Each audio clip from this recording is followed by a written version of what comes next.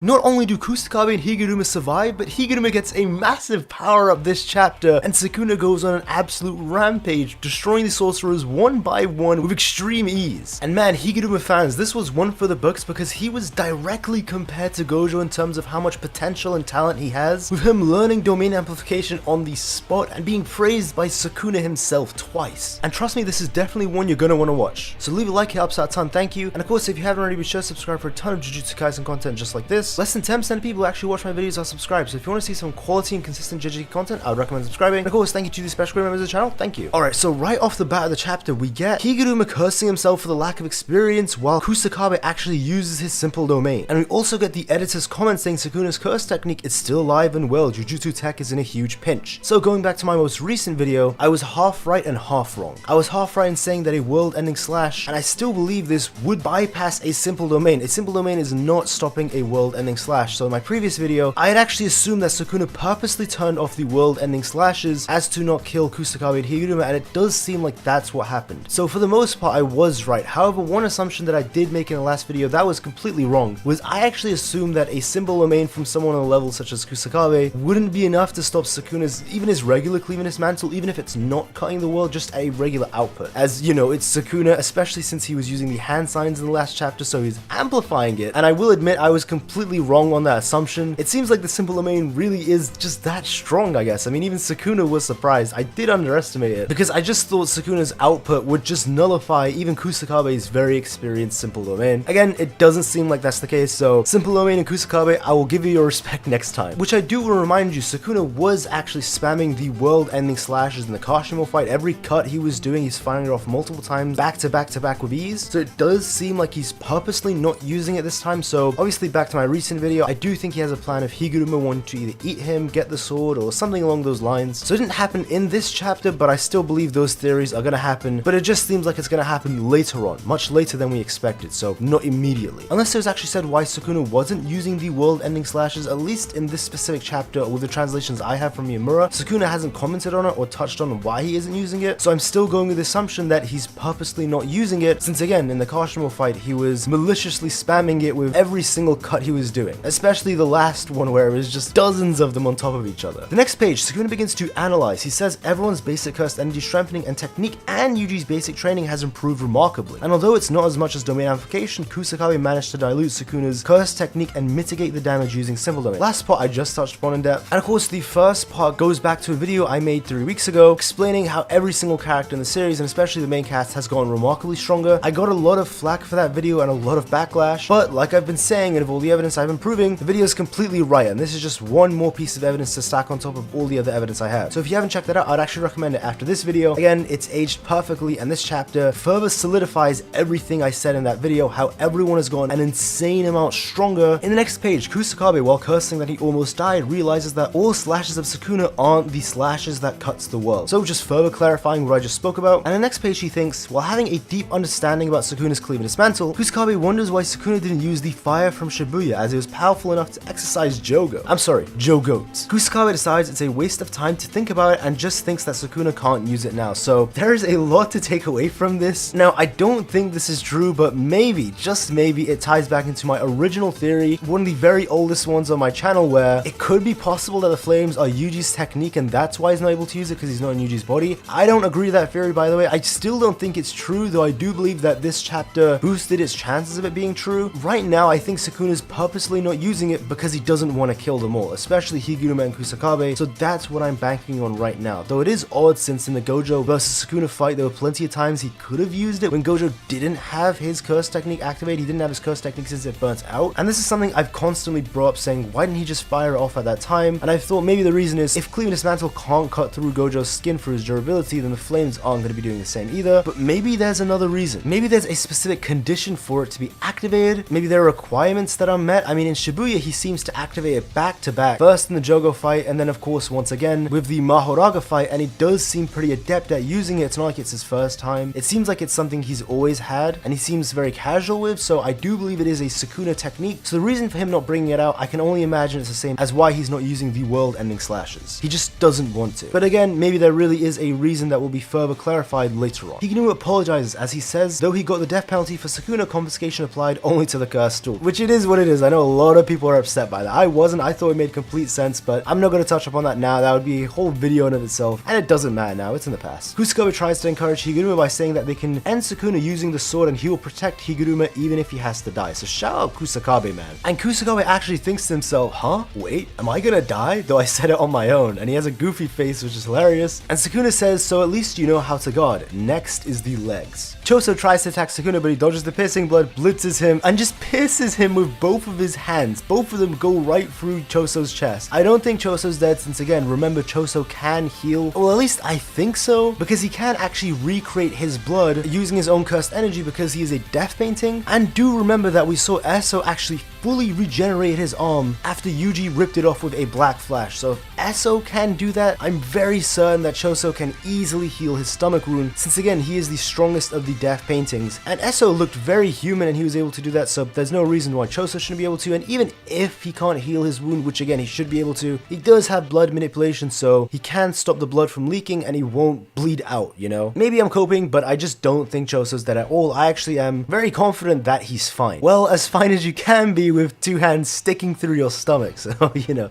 there's that. Ino then attacks Sukuna using Nanami's dull blade, and it was an attack that was very strong, and even Sukuna surprised, and I actually learned that the blade has Nanami's curse technique embedded into it, so Ino actually did hit Sukuna with the ratio technique, since it's now a part of the curse tool. And Ino, shout out my guy, he actually blocks a kick from Sukuna, he reacts to it and blocks it. Again, going back to my video, everyone's gotten a ton stronger. Even Ino is able to react to and block Sukuna, so shout out Ino, man, he's something else. Yuji and Kusakabe tried to attack him, but Sukuna easily dodges, grabs a hold of Kusakabe, and beats him up. He sends him flying just far away, and I mean very far. I'm surprised this didn't just kill Higuruma. The durability here must have been absolutely insane. This actually reminds me of how the anime made Megumi look in season 1 when he's fighting three-fingered Sukuna, with how much damage Higuruma is taking, and he just gets up from it. And Sukuna actually dashes away, and we see Yuji's following after him in a very cool double-page spread, at least the bottom half of it, and they tell Yuji to not leave him behind, but Sukuna is literally too fast. He actually just physically outpaces Yuji, and even Yuji's surprised, saying he's just too fast to keep up with. And we actually go back to a flashback, and this flashback was right before Gojo was unsealed. Remember when Yuji was walking up and says, I have a plan to save Megumi? In case you aren't aware, this is taking place right after that moment. As you can see, this was actually taking place while Shoko is doing the monologue, and after Yuji had just said, I'll eat anything to kill Sukuna. And all this is taking place as Sukuna menacingly approaches Higuruma. It looks insane, I can't lie, it looks really dope. And Yuji says that Higuruma's curse technique is an effective idea for saving Megumi. Higuruma then explains that whoever is cut by the executioner's sword will die with no exceptions, but the subject of death is limited to the one who received the death penalty. So this is something I actually got wrong, specifically because I trusted the narrator's statement, and it seems like, again, as this happened before, it is my fault for trusting the narrator too much. I'd assumed that the narrator's words were just factually true, but it seems like they're not. The narrator says anyone who's cut by the executioner's sword without exception will die. The narrator doesn't say anyone who's gotten the death penalty will die, it just says, by its own wording, anyone who's touched by the sword will die. Though of course we always did assume Higuruma was the exception since he's the one wielding the sword, but I'd always taken this to assume that it doesn't actually matter who gets the death penalty, you just need to get someone the death penalty to get the sword, and once you have the sword it will kill anyone in one shot, as that's what the narrator's words were implying. But it seems like, nope, the narrator was completely wrong, and by extension I was completely wrong about that, so my bad about that. I'll be a lot more careful. But what the actual answer is